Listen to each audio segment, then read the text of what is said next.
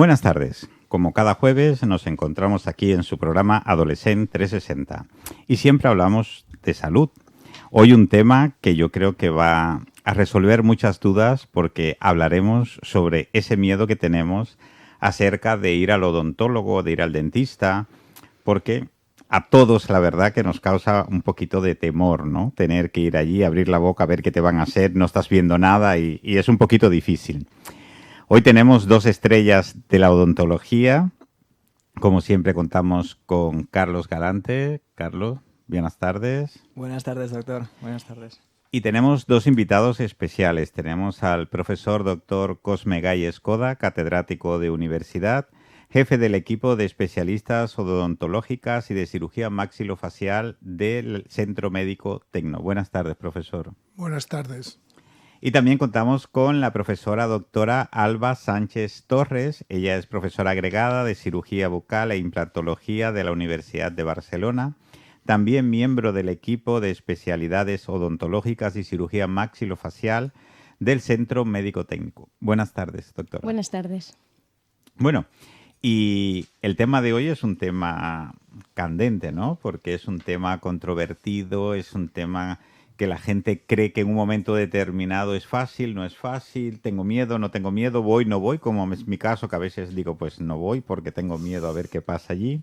Pero hoy vamos a intentar aclarar todas estas dudas con nuestro programa de cómo gestionar, qué claves vamos a utilizar para gestionar el miedo al dentista. Y para ello, me gustaría primero darle la palabra a la doctora para que nos explique un poquito, porque ella hace poco ha publicado un libro, el cual se está utilizando ya no solamente por los especialistas odontológicos, sino también por los estudiantes para ayudar a mitigar quizás un poco ese miedo al dolor. Doctora, ¿nos podría hablar un poquito sobre el libro? Muchas gracias. Bueno, este libro se llama Me va a doler y el subtítulo es Cómo vencer el miedo al dentista y tener una boca saludable. Es un libro que de inicio fue una necesidad mía de volcar experiencias en un lugar seguro que se llama una libreta. Y a partir de ahí se empezó a convertir en, digamos, una conversación conmigo misma en la que podía volcar todo el miedo y el dolor de mis pacientes, cómo los había tratado, cómo los había ayudado a gestionar sus propias emociones, y me di cuenta de que eso podía ayudar a mucha gente. Así que esta es una propuesta. Es un libro que es una propuesta y dentro va incluida muchísima información veraz, es decir, no aquella que a veces nos encontramos en distintos medios, redes sociales, el doctor vecino, el doctor Google. Y es una información que nos permite ser libres. Así que no sé si queréis que destape un poco más el pastel. Bueno, como vamos a ir desgranándolo a lo largo del programa, iremos hablando un poquito de qué contiene este libro y cómo nos puede ayudar, qué claves contiene. Pero sí me gustaría quizás un poco empezar por una pregunta que se le haría al doctor Cosme Gay, que lo veo muy callado. ¿Los pacientes con miedo al dentista son un problema para el profesional? Bueno, la verdad es que quien más, quien menos tiene miedo al dentista, ¿no? Lo que pasa es que algunas personas, más que miedo, a veces tienen terror, ¿no? Es decir, que tienen una verdadera fobia. Entonces, realmente es un problema para el paciente, pero también para el profesional, porque manipular, hacer tratamientos en estos pacientes es muy complicado. Alarga mucho los tiempos, hay muchas interrupciones, aparecen problemas, desmayos, ataques de llorar, etcétera, etcétera, ¿no? Entonces, realmente lo que hay que evitar que las personas tengan este miedo, haciendo que ya todas las personas lleven a los niños ya de pequeños, y que incluso ya cuando tienen un año, que normalmente no hay que hacerles nada, ¿no? Pero que vayan a un despacho, que vean un sillón, que jueguen, que hablen con el dentista, y de esta manera verán que aquello tampoco es una sala de torturas, ¿no? Entonces, todo esto ayuda pues, a vencer pues, este miedo. en el cual hay muchas técnicas que luego quizá la doctora Alba puede hablar, ¿no? Pero la más importante, evidentemente, es la empatía del profesional. Es decir, el profesional tiene que ganarse la confianza, tiene que ganarse al paciente, y si esto no es suficiente, pues ya podríamos hablar de otros mecanismos, incluso farmacológicos, ¿no?, para ayudar a que el tratamiento y la asistencia dental no sea un trauma ni para el paciente ni para el profesional. Sí, yo creo que desde pequeños ya nosotros, digamos, tenemos en mente que ir al dentista es malo. Yo siempre decía, ahora me toca ir con los malos. Y eso se me ha quedado y actualmente no quiero ir con los malos y sigo con el miedo al dentista, a pesar de que hay una serie de avances que lo iremos desgranando a lo largo del programa, de que ya prácticamente el dentista es una cosa que llegas y ni te enteras de lo que te hacen. Prácticamente, a no ser que haya un poquito de manipulación, es muy, muy sencillo, ¿no? Bueno, la verdad es que muchas veces alguien te dice, bueno, es que he ido a un dentista que es muy bueno porque no duele y no he salido allí llorando. Digo, no, es que esto no es un gran éxito, es que esto es lo normal, porque si el dentista te ha hecho un tratamiento y te ha dolido, te ha molestado, es que no lo ha hecho bien, no ha acertado en la manera de tratarte, de cómo había que hacer las cosas, porque el dentista tiene cantidad de opciones para poder hacer que los pacientes no sufran al hacer los tratamientos. Por tanto, el profesional, de acuerdo con las características del paciente, el tipo de intervención que tiene que hacer, el tiempo que va a durar esta intervención, etcétera, pues tendrá que buscar si con una anestesia local o una buena charla de simpatía será suficiente, o en el otro extremo estaría pues tener que hacer una anestesia general para tener el paciente completamente dormido e intubado, porque si no, pues sería imposible hacer las cosas bien. Yo me he quedado sorprendido que el doctor dijera que se enfrenta a desmayos, incluso a esto ahora de la anestesia general. O sea, alucinante. También a modo, tal vez, ¿no?, como anecdótico, ahora pensando en el miedo al dentista, me viene la película de Buscando a Nemo, que hay una escena donde precisamente, ¿no?, a la chica que tiene a Nemo le están ahí haciendo en el dentista y está el niño gritando y todo el mundo está en plan, ay, ay, ay, ay, ay, ¿qué me va a pasar?, ¿no? A mí me gustaría hacer una pregunta a la doctora Alba y me gustaría saber cuán habitual es realmente encontrarse con personas con ese miedo al dentista. Bueno, como habéis dicho, es habitual. Todos lo sabemos, ¿no? La Organización Mundial de la Salud estima que de un 15 a un 20% de la población tiene ansiedad dental. Este es el término como se conoce en la ciencia al miedo al dentista, que evidentemente hay distintos grados, ¿no? Todo el mundo se pone nervioso, es normal, te vas a enfrentar a una situación y tienes una alteración de tu frecuencia cardíaca, de la respiración, de la profundidad de respiración, esto es normal. En el otro extremo estaría la fobia, es decir, aquello que te impide muchas veces acudir al dentista, y la ansiedad estaría en medio, ¿no?, como tintando todos estos grises, provocando una anticipación de los sucesos, ¿no? Así que en general hablamos de ansiedad dental. Nosotros en el equipo de cirugía bucal e implantología en la Universidad de Barcelona, en el año 2014, se publicó un estudio para evaluar cómo afectaba el grado de ansiedad de los pacientes a la dificultad de la extracción de terceros molares percibida por el propio cirujano. Y se observó que, midiendo la ansiedad de distintos modos, siempre empeoraba en aquellos pacientes muy ansiosos la dificultad percibida por el cirujano. Pero es que de 100 pacientes, el 12%, excluyendo a aquellos con fobia, tuvieron una ansiedad considerable según las escalas utilizadas, con lo cual incluso es peor. Complicado, ¿no? Complicado. ¿Y cuál sería el motivo o el factor que genera esa ansiedad a los pacientes?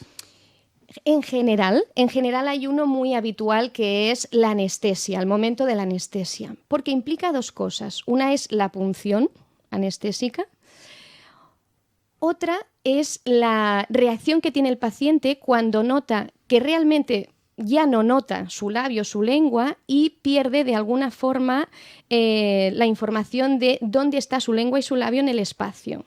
Esto en realidad es una pérdida de control y hay muchos pacientes que cuando empiezan a notar el efecto anestésico se sienten muy vulnerables. De hecho, es interesante conocer una clasificación que se hizo hace muchos años sobre el miedo al dentista, y había 4 grupos de pacientes, dentro de los cuales el primero es el miedo a estímulos específicos, que sería la gente que te dice tengo miedo a las agujas. Otro sería el paciente que tiene miedo a las reacciones físicas, pacientes que literalmente te dicen ¿me puedo morir? ¿Me va a pasar algo? ¿Me voy a desmayar? Otros que tienen, digamos, ansiedad generalizada, y en estos pacientes además hay miedo a volar, agorafobia, muchas otras comorbilidades que llamamos nosotros. Y después había un cuarto grupo que es de pacientes que tienen desconfianza. Normalmente estos son los que no gustan al profesional. Hay algunos estudios que hablan de estos pacientes diciendo, sí, claro, con mi dinero usted se comprará el coche. Y esto en realidad es miedo. La ira, la desconfianza en realidad es alguien que necesita un abrazo muchas veces. Así es. Y doctora, ¿se puede tener miedo sin haber tenido malas experiencias previas? Parece que sí, ¿verdad? Según la OMS parece que sí. La verdad es que sí, porque el origen más probable de la ansiedad dental, en primer lugar, hay la ansiedad por condicionamiento. Es decir, yo he vivido una experiencia traumática y entonces, como experiencia mía propia, pues he generado una creencia de que ir al dentista da miedo porque intuyo que es peligroso por lo que me ha pasado. Pero es cierto que hay mucha exposición a información negativa, que sería otro de los orígenes de la ansiedad dental. Por ejemplo, entras en internet o, no, más fácil, vas a una barbacoa y le dices a tu familia, mañana me toca una higiene dental. Y o bien te dicen, ten cuidado, o no te preocupes, no te va a doler, que lo que tu mente entiende no es el no, sino que te va a doler. O bien actúan con sarcasmo de ten cuidado, ya nos contarás. Y en realidad la gente pues al final es amenazante, ¿no? Después hay otro de los orígenes que sería el aprendizaje vicario.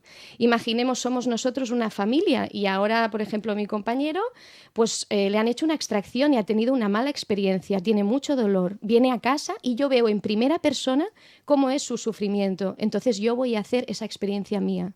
Con lo cual, fíjate si hay posibilidades de transmisión.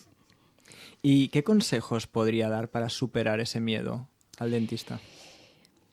Yo daría principalmente 2 consejos. El primero es respirar. Nos olvidamos cuando tenemos miedo de respirar adecuadamente, pausadamente, y normalmente hacemos una respiración superficial, ¿no? Cogemos demasiado oxígeno, que esto nos llega a marear, y debemos aprender a respirar con el abdomen, como los cantantes, ¿no? De diafragma. El papel del odontólogo también es el de guía, el de coach, digamos, dentro de esa visita, para animar al paciente a respirar en una buena cadencia y que no se maree. Y en otro lugar yo destacaría la capacidad de reflexionar que tiene el ser humano. A veces nos olvidamos, pero es, primero, cómprate una libreta y empieza a escribir cómo me siento, qué tal estoy, qué pienso acerca de esto, y escribir lo que te pasó. Digamos, la reflexión personal te puede salvar en muchos momentos. ¿Y qué más pueden ofrecer los odontólogos para ayudar a los pacientes en este sentido? En general, y como decía antes el doctor Cosmegay, tenemos tratamientos farmacológicos que pueden actuar como coadyuvantes, como ayudantes para disminuir el grado de ansiedad del paciente, que efectivamente un extremo sería la anestesia general, pero también podríamos hacer una sedación por vía oral con algún tipo de fármacos que son ansiolíticos, hipnóticos, inducen un poco el sueño en algunos pacientes. También en la literatura cada vez hay más estudios que hablan sobre tratamientos no farmacológicos. Por ejemplo, el uso de la aromaterapia, evidentemente, son tratamientos más alternativos que necesitan aún muchos estudios para poder evaluar hasta qué punto tienen eficacia y seguridad, ¿no? Pero, por ejemplo, parece que los ganadores son el uso de la realidad virtual, con gafas de realidad aumentada, gafas para que los pacientes vean y escuchen vídeos, pero lo primero y lo más fácil es poner una música que al paciente le guste, que le relaje y que le haga pensar en algo que no sea estoy aquí en el dentista. Así que no sé si el doctor Gay quiere comentar algo. Sí, quería preguntarle yo precisamente que me hablara un poquito sobre los tratamientos farmacológicos, doctor. Bien, en principio ya he comentado que lo más importante es ganarse la confianza del paciente. A veces esto es muy difícil, sobre todo si va usted a un dental burger que la primera visita es gratis y van a hacerle una visita de 5 minutos. Yo ya he comentado y lo vuelvo a repetir que en una primera visita, yo que tengo mucha experiencia, estoy de 45 minutos a 1 hora. Es decir, que hablo mucho con el paciente, no solo de su enfermedad, sino que, por ejemplo, al principio, ¿no?, en lo que se llama la anamnesis no dirigida, es decir, que preguntas cosas, luego sí que ya vas dirigido a buscar la enfermedad y los síntomas y los signos.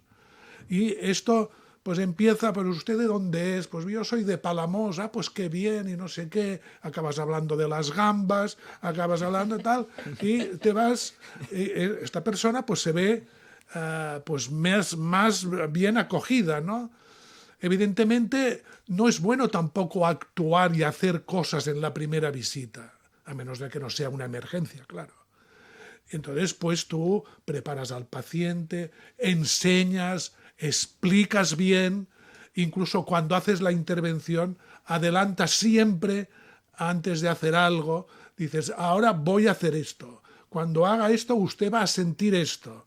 Entonces lo haces y ella está avisado, el paciente, y por tanto tú podrás seguir, ¿no? Todo y así, sí que es verdad que por el ajetreo que hay en la vida actual, ¿no?, pues quien más y quien menos está estresado y esto de ir al dentista le incomoda, ¿no? Bueno, pues se pueden hacer también ayudas farmacológicas de que van desde las que son muy fáciles, que no tienen ninguna complicación. Por ejemplo, utilizar benzodiazepinas, ¿no? Este grupo de medicamentos, que el más utilizado es el diazepam, ¿no?, lo que todo el mundo conoce, el Valium, ¿no?, que es el nombre comercial. A nosotros nos gusta más el midazolam, que suele dar menos problemas, especialmente cardíacos, y que su nombre comercial es Dormicum. El nombre comercial ya indica muy bien de qué va la historia, es decir, que produce un estado de tranquilidad, de somnolencia. Entonces, normalmente se procura que el paciente tome una pastilla para que el día anterior duerma bien, descanse bien, por tanto no venga que no ha dormido bien y ha tenido malos sueños, que venga bien descansado. Luego, antes de empezar, se le da una media hora antes otra pastilla, con lo cual el paciente pues ya viene bastante rematado, ¿no? Luego tú le vas explicando, le pones la anestesia, ¿eh? Y otra cosa muy importante es que luego de la intervención no tenga dolor. Por tanto, hay que procurar darle analgésicos para que cuando desaparezca el efecto de la anestesia ya tenga el máximo efecto del analgésico, para que al marchar la anestesia ya tenga el efecto de no tener dolor. Normalmente en esto suele haber un error importante, y es que normalmente, no ya los dentistas, sino en general, se recetan mal los analgésicos, ¿no? Muchas veces están mal dosificados por peso, porque claro, igual que pasa con los antibióticos, ¿no? Entonces, tú tienes que conseguir dar una escalera analgésica, es decir, usted tome este medicamento y lo tiene que tomar cada 8 horas, evidentemente empezar antes, repito, de que desaparezca el efecto anestésico, que, por ejemplo, si das un dexketoprofeno, en media hora ya tiene efecto. Por tanto, media hora tú prevés que va a desaparecer el efecto anestésico, se tiene que tomar la pastilla. Y luego tú le recetas este medicamento cada 8 horas. Pero le tienes que decir, bueno, pero si usted antes de las 8 horas empieza, no si tiene dolor, si parece que voy a tener dolor, tome la pastilla a las 6 horas. Y si ve que tomándola es decir, normalmente damos 2, 3 o 4 escalones en el cual el propio paciente se va graduando dentro de la dosis correcta y ajustada a sus condiciones médicas y a su peso para que no tenga dolor, ¿no? Esto suele ser lo más elemental. Luego nosotros tenemos la suerte que trabajamos en el Centro Médico Tecnon y tenemos muchas otras opciones, ¿no? Como es hacer una sedación por vía endovenosa, es decir, en pacientes ya más nerviosos, entonces ya se les pone por vía endovenosa. Normalmente es una sedación consciente multimodal. Quiere decir multimodal que no se da un solo medicamento, porque habría que dar dosis que podrían dar problemas, sino que es multi, que se dan 3 o 4 medicamentos a dosis más bajas para que no tengan estos efectos secundarios. De esta manera, pues damos midazolam, remifentanilo, propofol, etcétera, ¿no? Y estas mezclas de estos medicamentos consiguen no solamente que el paciente esté tranquilo, sino que además producen amnesia retrógrada, es decir, que no se acuerda de nada de lo que ha pasado mientras ha hecho efecto el medicamento. Y raramente, pero hay casos, ¿no? Nuevamente en pacientes que tienen problemas ya más graves, ¿no? Que pues tenemos siempre la posibilidad de ingresar al paciente y hacerlo con anestesia general, y de esta manera en nuestro equipo pues disponemos desde el paciente más tranquilo, que se le puede hacer las cosas con anestesia local y ganándote su simpatía y su confianza, a distintos medicamentos, técnicas también, ¿no? Como ha comentado la doctora Alba Sánchez, y tenemos a nuestra disposición, pues tenemos medicamentos, tenemos los anestesistas que nos ayudan a que el paciente no tenga una experiencia desagradable. Y allí en la Tecno habla, doctor, de que tenéis todos los recursos necesarios para hacer todo tipo de tratamientos. Pues claro, esta es la suerte, ¿no? Nuestra consulta está en el Centro Médico Tecnon, es decir, que si yo veo un paciente, llamo a urgencias y lo ingreso. O si necesito pues hacer una sedación, pues tengo un anestesista, bueno, esto normalmente ya se programa, ¿no? Y si se necesita una anestesia general, pues también hay quirófanos de cirugía ambulatoria o de cirugía mayor ambulatoria, en la cual, pues, claro, esto a la gente le asusta un poco más, ¿no? Pero esto además es súper seguro. Por ejemplo, muchas veces vemos pacientes que tienen problemas con las muelas del juicio, ¿no? Y por el motivo que sea, hay que hacer la extracción de las 4 muelas. Entonces hay la opción de hacerla de una en una, con anestesia local, que tiene la ventaja que es menos agresiva, menos instalaciones, menos tal, pero tiene un grave inconveniente y hay que repetirlo 4 veces. En cambio, por ejemplo, nosotros podemos ofrecer la posibilidad de hacer las 4 a la vez con sedación. Es evidente que el posoperatorio será más espectacular, ¿no? Pero lo haces todo de una vez, el paciente no se entera de nada. Y una cosa muy importante es que esto también lo hemos estudiado. Si tú te quitas las muelas del juicio de una en una, tienes una molestia 10. Por tanto, sumado las 4, tendrías 40. No, si lo hacemos con sedación, la molestia es 25. Es decir, conjuntamente no tienes el mismo problema de hinchazón, de dificultad de apertura de la boca, etcétera, etcétera. Claro que de entrada es más agresivo porque no es un 10, sino que es un 25 de golpe, pero es de una vez y no llegas sumando los demás los 40 puntos de molestia. Cada vez hablamos más también de lo que es la calidad de vida de las personas, ¿no? Y esta pregunta va para la doctora Alba. ¿Usted cree que esa ansiedad dental puede ocasionar problemas de salud global? Yo pienso que sí. En primer lugar, definiendo que las personas que tienen ansiedad dental pueden entrar en un círculo vicioso en el que evitan acudir a la consulta. Entonces, al final es modulado por quizá un aspecto más psicológico de la ansiedad, qué acciones hacemos o dejamos de hacer, como ir al dentista.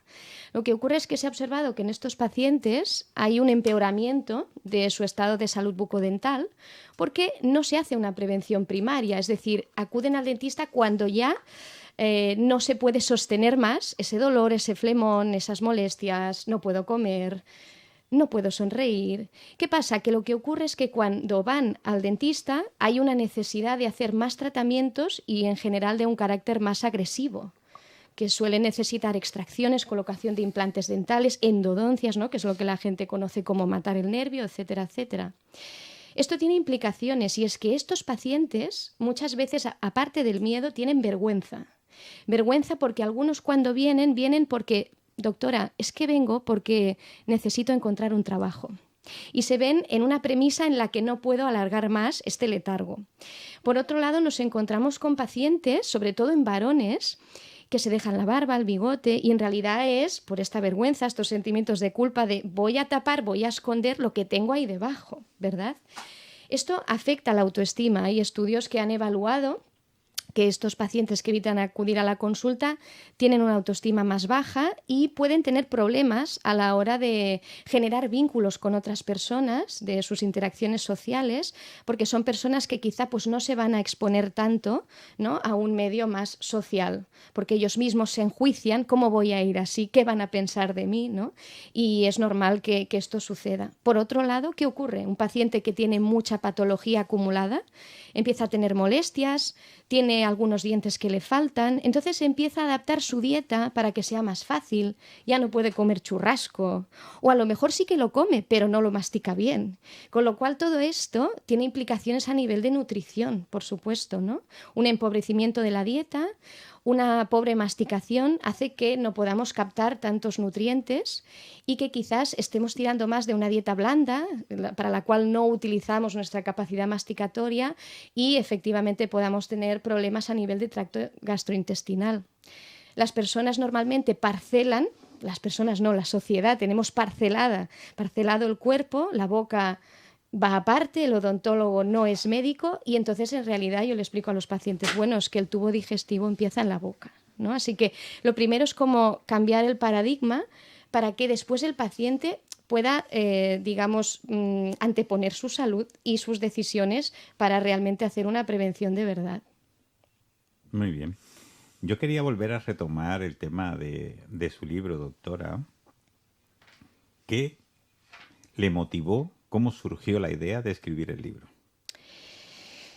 La idea, como digo yo, el libro me lo susurraron los pacientes, parezco el de la película, pero claro, yo que me dedico principalmente a la cirugía, en realidad estoy todo el día hablando con el miedo y el dolor de los pacientes. Es como, diría una batalla, pero realmente para mí es un reto agradable. La verdad es que me gusta, ¿no? Tanto en adultos como en niños. Cuando son adultos, por sus experiencias, por la información negativa. Cuando son niños, muchas veces motivados por sus padres. La verdad es que es impresionante observar el condicionamiento que a veces supone que tu padre o tu madre te digan, pórtate bien, si no hacemos hoy la extracción, el próximo día vendrás con tu padre. O muchísimas cosas que se llegan a escuchar sentado en el sillón, digamos, en la silla del profesional, ¿no? Te pones los pelos de punta. Entonces, la primera necesidad fue sacarme el estrés, porque yo sé cómo puedo ayudar a las personas, porque sé cómo gestionarme a mí misma y sé cómo empatizar con el paciente, porque yo también soy paciente y también he tenido y tengo vulnerabilidad y he sentido lo que es. He sentido lo que es que el médico no te entiende, como muchas otras personas en contextos diferentes, ¿no? Con lo cual, lo que empezó como un juego para mí misma, para reflexionar, porque me gustan los procesos, me gustan los logros, pero también me gustan los procesos, ¿no? Pues empezó a tomar forma. Y como por suerte estoy en el equipo que estoy, que desde el maestro Cosme Gay siempre nos han motivado a leer de forma crítica y después a basar nuestra práctica profesional en la evidencia científica, pues empiezas a buscar. Y casualmente la línea de investigación quizás en la que he estado más vinculada estos años como profesional investigador ha sido la línea de los terceros molares y concretamente la experiencia del cirujano, con lo cual la ansiedad es un factor, una variable que está directamente relacionada con la dificultad del procedimiento. Según los estudios varían los resultados. Así que con todo esto que os he contado, pues empezó a tomar forma una especie de manual que en principio iba a ser para los pacientes. ¿Y de qué forma puede ayudar este libro a las personas? Lo primero es desmitificar. La odontología, digamos, tiene como un aura en la que en realidad el inconsciente colectivo, digamos, que recuerda que venimos de los cirujanos barberos, ¿no? Y de hecho mi padre me hacía alusión a, bueno, hija, tipo gracioso, ¿no? Ya sabes, tú si cuesta, hinca rodilla y esto va a salir, ¿no? La extracción de un diente. Tomándoslo como cachondeo, pero efectivamente este cachondeo a lo mejor en nuestra sociedad en realidad es una banalización, ¿no? Con lo cual, pues efectivamente lo primero es desmitificar mitos y leyendas del dentista, como por ejemplo el gran mito de que los implantes son para toda la vida. Nosotros tampoco somos para toda la vida e incluso ya hemos visto que los dientes tampoco son para toda la vida. Con lo cual, un invento del hombre es posible que tampoco lo sea. O muchos otros, como por ejemplo que si te extraes una muela del juicio, sí o sí vas a tener dolor que te impida realizar tus actividades diarias en el postoperatorio. Esto no siempre es así. No siempre es así. Evidentemente puedes tener una complicación, pero para eso está el profesional, para explicarte en tu caso lo más probable y los riesgos y beneficios de una intervención. Este libro, aparte de desmitificar, también aporta, digamos, un proceso de coaching implícito para que aquellos pacientes que quieran tomar acción puedan empezar un proceso reflexivo, pero guiados por una serie de preguntas y sobre todo preguntas dirigidas a observar qué piensan, qué sienten, dónde lo sienten y sobre todo explica alguna técnica como la respiración diafragmática para que el paciente lo pueda implementar para su vida diaria, porque por supuesto no solo tenemos ansiedad en el dentista, sino también pues a nivel diario. ¿Y realmente a quién va dirigido ese libro? Porque empezó diciendo que era para los pacientes, Exacto. ¿no? Pero al final como ¿Qué que... ha pasado? ¿Qué ha pasado aquí? A ver, vamos a desgranarlo un poco más. Exacto. Digamos que el libro, en primer lugar, era para los pacientes. Es un libro divulgativo de autoayuda con un lenguaje fácil, rápido de leer, para que todo el mundo, independientemente de su capacidad o de lo acostumbrados que estén a leer, pueda entender cómo gestionar el miedo al dentista y de dónde vienen todas estas cosas que yo comento, ¿no? Como la respiración, la relajación muscular, etcétera.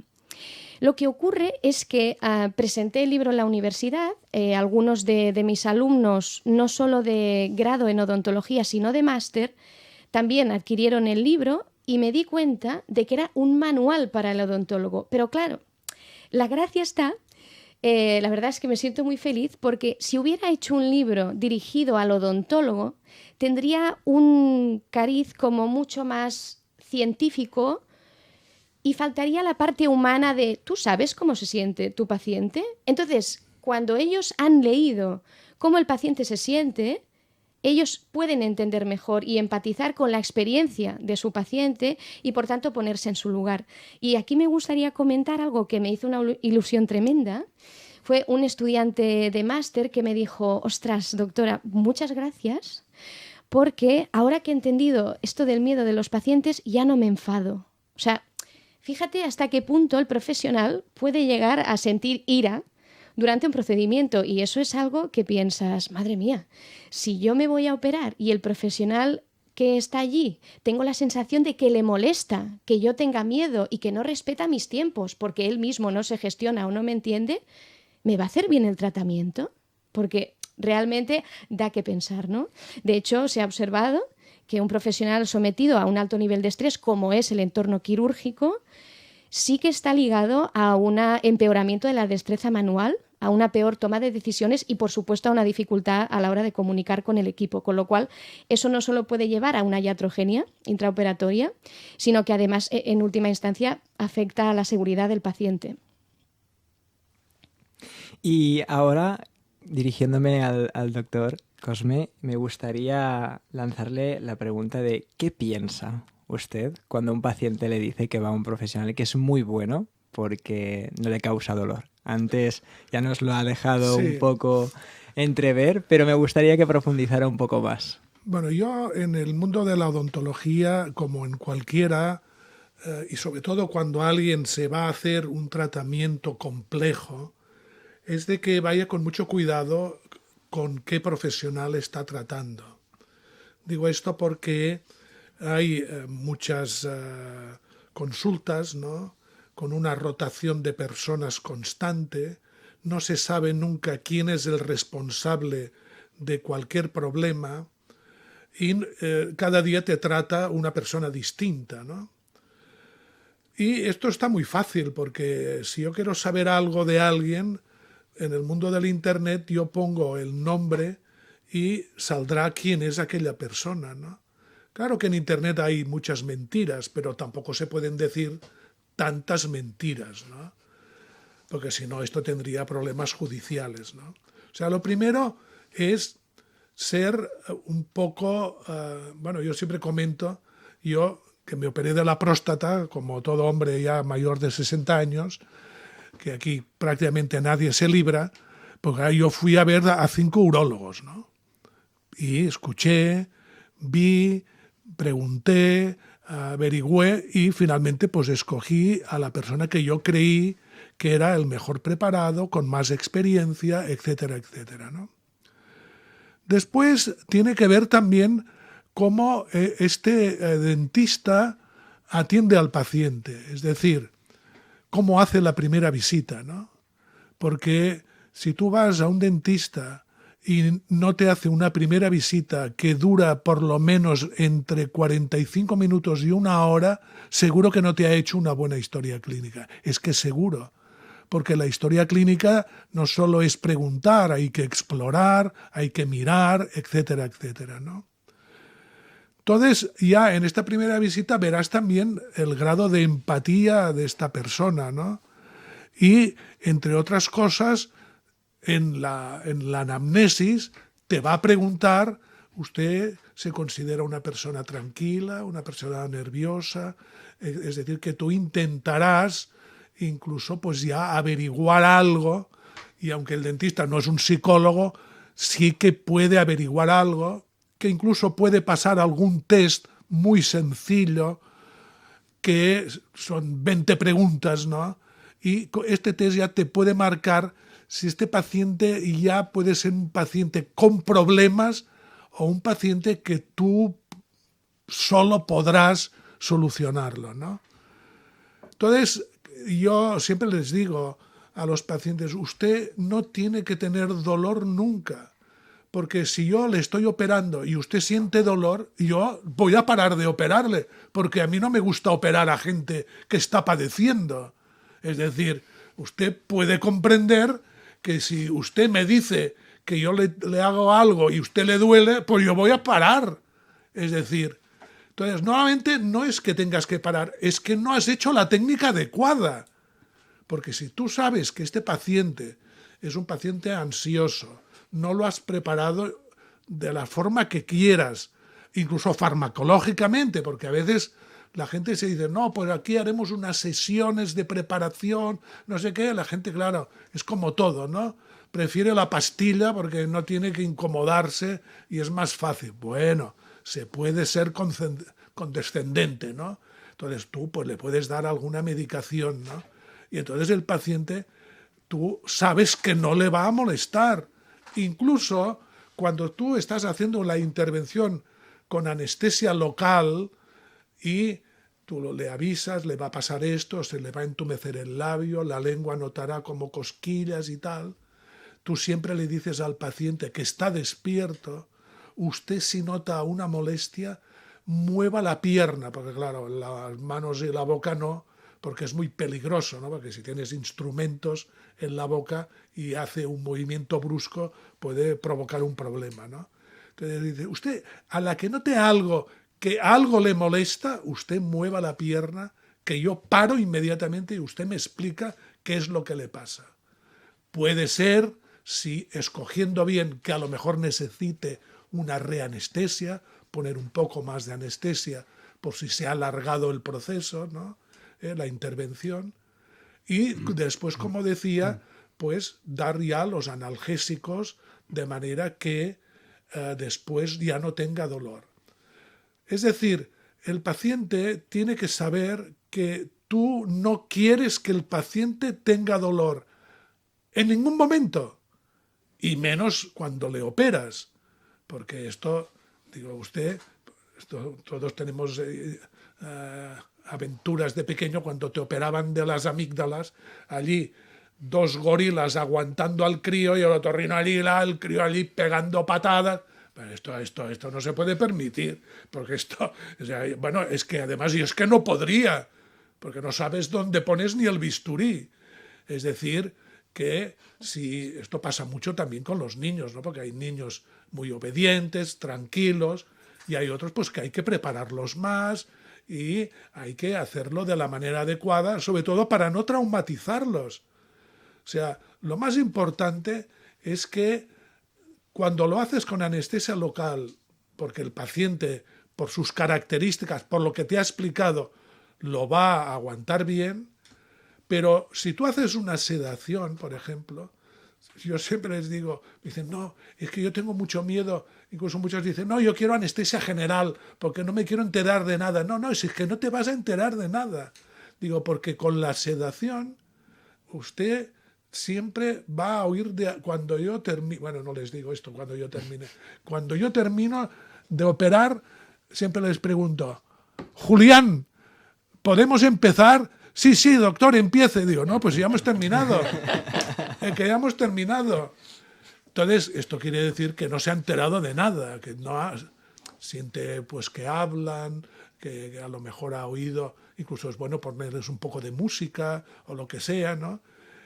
Pero ya de entrada el paciente tiene que saber que si va a un dentista y le produce dolor, es que claramente es un mal dentista y no se puede discutir, porque hay muchas armas para que el paciente no sufra.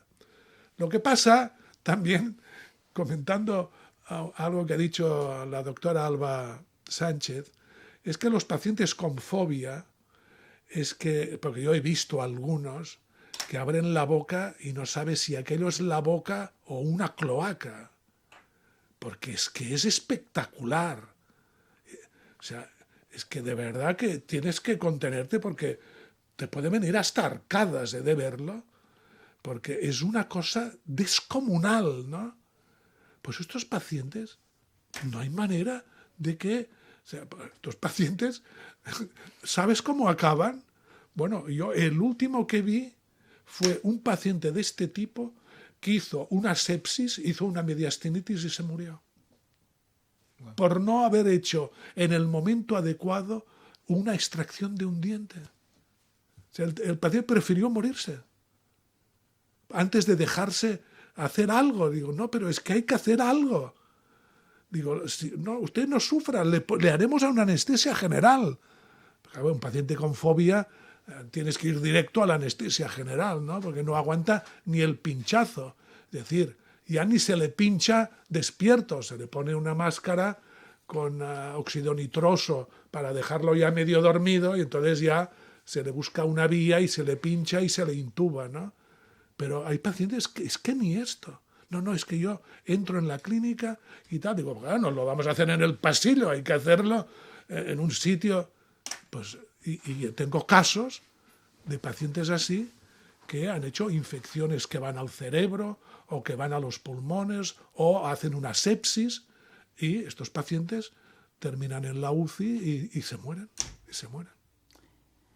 Nos han entrado algunas preguntas de nuestros oyentes en las redes sociales y nos pregunta Paul de Barcelona que qué técnicas nos podría dar para encontrar un buen dentista. Bueno, pues para encontrar un buen dentista, lo único que hay que hacer es estudiar un poco en Internet quién es este dentista, ¿no? Si usted descubre que este es un dentista que está bien formado, que va a congresos, que investiga, que publica, etcétera, pues entonces relativamente usted puede conseguirlo, ¿no? Incluso viendo cómo visita, ¿no? Si aquello es una visita express de Dental Burger, ¿no? O es una visita detallada, te han explicado bien las cosas. Es decir, tú el nivel de la persona que está hablando, pues ya, como, con perdón, habla mucho de lo que es, ¿no? Claro, aquí sabe qué pasa, que hay un problema muy grave en España, y es de que no hay la recertificación de los especialistas de la salud. Es decir, yo tengo, por ejemplo, un hijo que está ejerciendo de cirujano oral en el Reino Unido. Él, precisamente este año, ha pasado la recertificación, es decir, una valoración por un tribunal de qué ha hecho en estos 6 años últimos. Le han hecho un examen y si lo supera, le dejan seguir trabajando. Si no, te quitan la licencia y tienes que dejar de trabajar. Entonces, en España esto no es obligatorio. Bueno, no es nada, porque no lo hace nadie. Entonces, claro, ¿qué le voy a contar, no? Mire, yo siempre digo una cosa. Yo cuando voy a los congresos, porque muchas veces me invitan de congresos de prótesis, de congresos de cirugía, de cantidad de especialidad, siempre veo los mismos. ¿Cómo es posible? ¿Cómo es posible? Es que siempre son los mismos, que están al día, que van aquí, que van allí. También hay cuidado porque hay gente que se apunta a un congreso para sacar un papel y pasarse de las vacaciones en Tenerife o en La Manga, ¿no? Entonces, pero yo creo que hay muchos índices que te pueden enseñar a encontrar. Claro, encontrar un buen dentista no es tan fácil, ¿eh? No es tan fácil, ¿eh? Justo nos preguntaba el mismo oyente que cómo nos damos cuenta que es un buen dentista una vez que ya hemos llegado a la consulta y no hemos averiguado sobre él. Ostras, Bueno, esto es interesante. Bueno, como no has averiguado, si no has averiguado, es que tú antes de ir tienes que averiguarlo. Mire, yo también siempre les pongo el mismo ejemplo. Yo también me he cambiado las cortinas de casa, he pedido 4 presupuestos. Y he hablado con 4, porque claro, porque no sabes, este es muy caro, el otro es muy barato, a ver aquí dónde está el truco, ¿no? Y evidentemente, si uno es listo y tiene un poco de ojo con las cosas, pues seguramente acertará, ¿no? También es verdad que el boca a boca también es bueno. Es decir, yo veo a muchas pacientes que son hijos de pacientes, que son hermanos de pacientes, etcétera, etcétera, ¿no? Y lo único que pasa es que a veces, quizá a este oyente le debe haber pasado, se deja deslumbrar por una gran clínica, muchos floreros, muchos espejos, mucha tal, y poca ciencia y poca habilidad. Es decir, normalmente los profesionales de alto nivel no necesitan muchos floreros, no necesitan espejos en todas las paredes, sino que suelen ser personas mucho más discretas, que no tienen allí una cosa tan exuberante, ¿no? Igual que usted va a una clínica que resulta que es de un dentista que tiene 10 clínicas. Claro, es que él no está nunca, ¿no? Entonces, es que él no le visita nunca.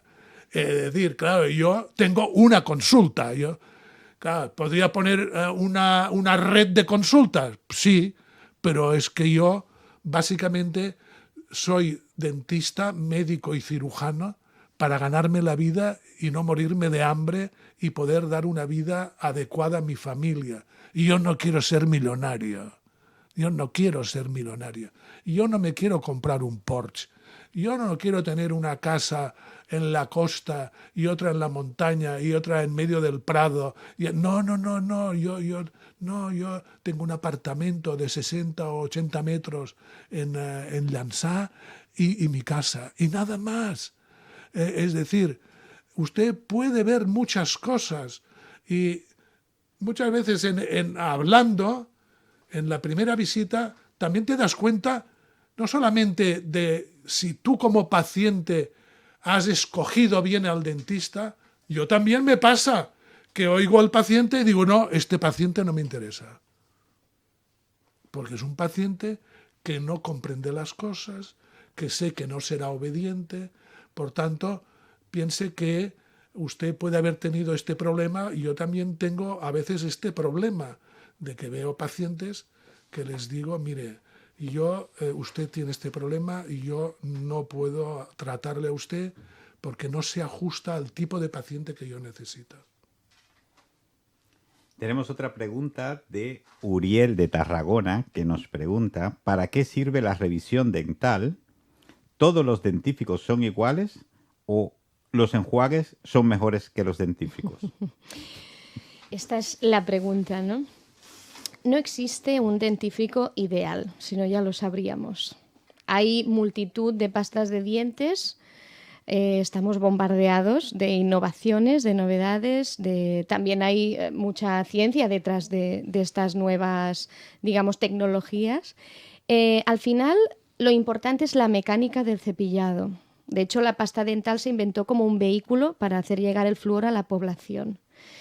Es cierto que existen muchas pastas, pero si no controlas bien la mecánica del cepillado, por mucha pasta o muy jabonosa que sea, no vas a estar retirando adecuadamente la placa bacteriana. Entonces, lo ideal es que precisamente la visita de revisión sirve para resolver dudas también. El paciente proactivamente puede decir, oiga, ¿me puede usted enseñar a cómo lavar los dientes?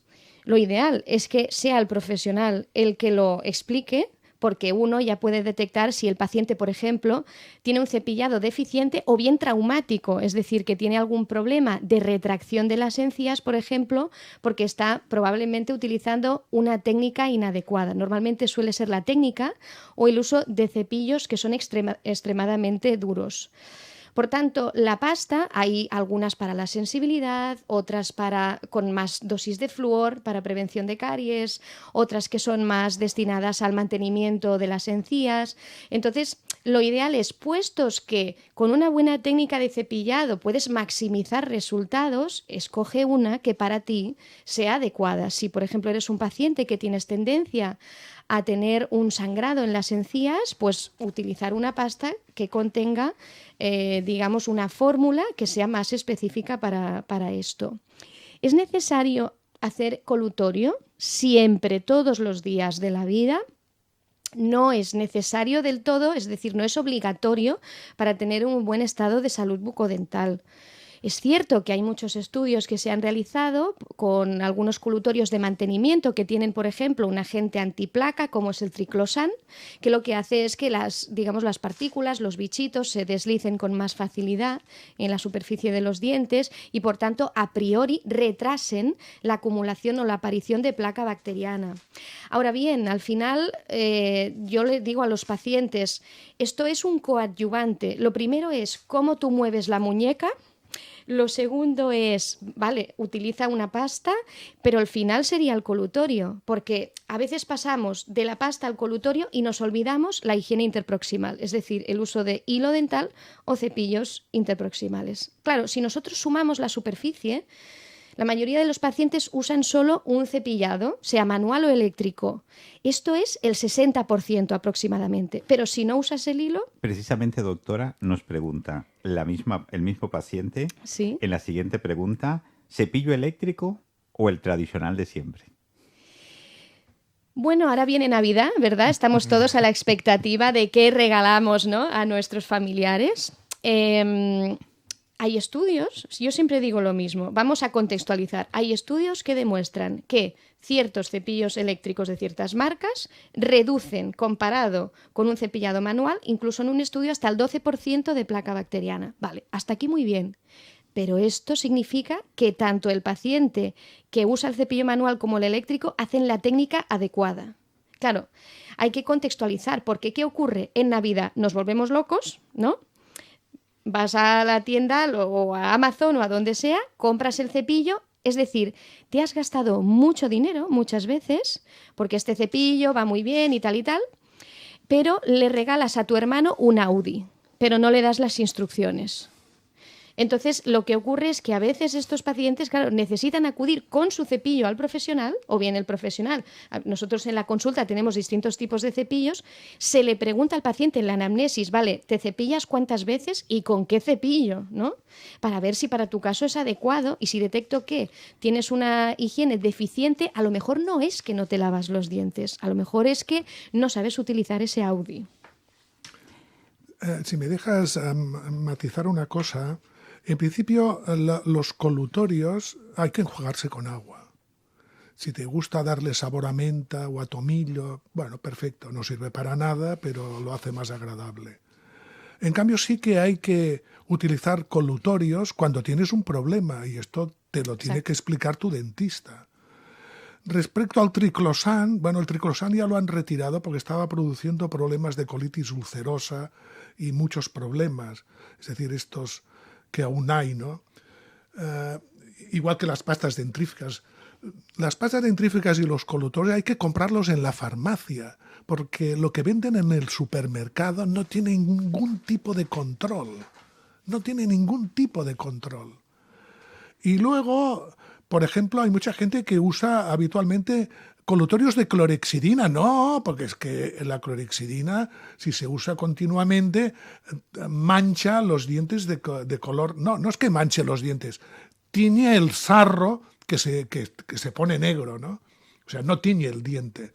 Entonces, pero cuando tú tienes un problema periodontal o te van a hacer un tratamiento, pues se utiliza la clorexidina un tiempo determinado. ¿Que queda un poco de sarro manchado? Pues se elimina con ultrasonidos. Y otra cosa muy importante, no utilice nunca colutorios con alcohol.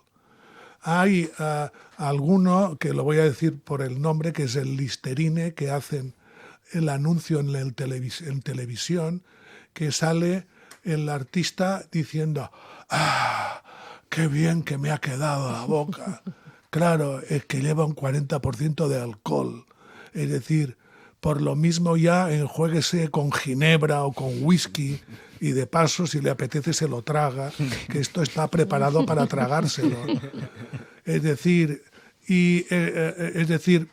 pero es que, además de que beber alcohol de estas graduaciones tampoco es bueno, los colutorios con alcohol acaban produciendo y favorecen la aparición de cáncer en la boca.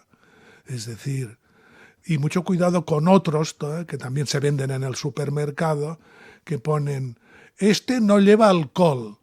Entonces tú miras la fórmula, que esto como no lo mira nadie, miras la fórmula y tiene un 10% de etanol. Que claro, se debe pensar que somos imbéciles, que no sabemos que el etanol es alcohol.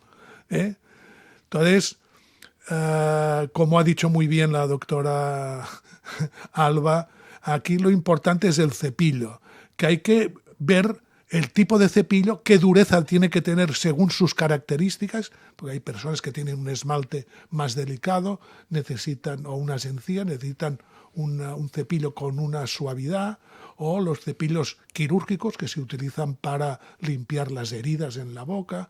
Es decir, hay que consultarlo con un especialista, pero lo importante es cepillarse bien los dientes, porque los que venden colutorios explican que no hace falta cepillarse los dientes, que lo que funciona es el colutorio. Mentira.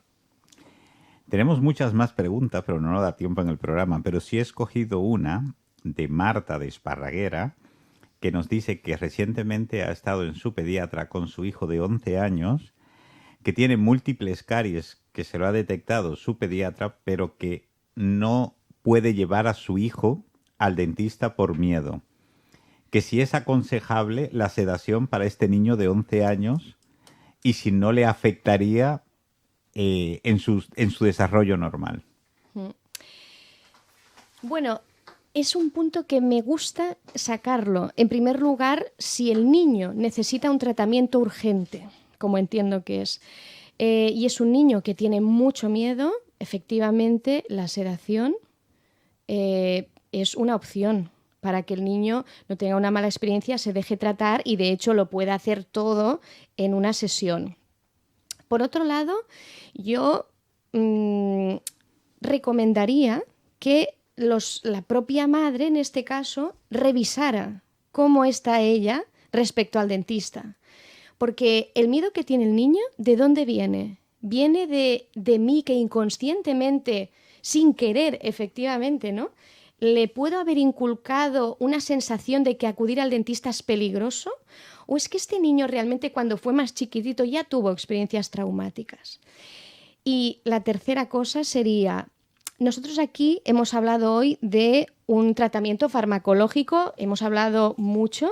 Ahora las personas ya saben lo que es una sedación endovenosa, una anestesia general, sus particularidades. Pero la pregunta es, ¿y si hacemos una inversión de futuro? Porque claro, hoy me sedan, hoy me quitan la caries o me quitan la muela del juicio. ¿Y mañana? ¿Puedo ir al dentista a hacer una revisión? ¿Soy capaz de descolgar el teléfono? Porque esta gente también existe, ¿no? Entonces, lanzo una pregunta de reflexión para los oyentes, que es, ¿alguien iría al psicólogo por motivo de miedo al dentista? ¿Qué ocurre en nuestra sociedad con este tipo de tratamientos, ¿no?, que tenemos tabú? ¿Qué pasa con el miedo al dentista que se banaliza? ¿Es suficientemente importante para ir al psicólogo? ¿Qué nos diría el psicólogo? A lo mejor sí, ¿verdad? Entonces, si uno no tiene un tratamiento urgente o ya ha efectuado un primer lavado, ¿no?, de esa patología, a lo mejor con una sedación, ve que no va a poder enfrentarse a lo largo de su vida, quizás buscar un profesional acreditado que pueda efectuar, por ejemplo, técnicas de psicología cognitivo-conductual, nos puede ayudar a transformar nuestras creencias, nuestras experiencias traumáticas en acciones que nos ayuden a prevenir patología y a acudir al odontólogo. Y efectivamente, si tenemos además la suerte y la intuición de estar con un equipo de profesionales que tienen una alta capacidad para conectar con las personas, es decir, que tú ya sabes que el profesional te atiende si le gusta a la gente o no, ¿no? Aparte del trabajo, tiene que gustarte la gente, ¿verdad? Entonces, al final, tu percepción sobre esa visita harán que te sientas acompañado también por ese equipo profesional. Nos contestó la paciente diciendo que lo ha llevado varias veces, pero no abre la boca. Bueno, pero ha preguntado también si hacer la sedación va a producirle algún trastorno del desarrollo. Ninguno. En principio no tiene que producir nada. Bueno, si el paciente no quiere abrir la boca, pues hay que utilizar hacer tratamientos, como ha dicho la doctora, a través del psicólogo, o simplemente hay que hacerle una sedación y entonces abrirá la boca sí o sí. Y otra cosa, invitarle a leer el libro Me va a doler. Por supuesto, para padres y niños. Recordemos que hemos realizado, para ya finalizar nuestro programa, hemos realizado la entrevista con la profesora doctora Alba Sánchez Torres, quien es autora del libro Me va a doler. Recomendamos que aquellos que tengan miedo y los que no, que puedan leerlo. Y también hemos entrevistado al profesor doctor Cosme Gay Escoda, que es catedrático de la Universidad de Barcelona.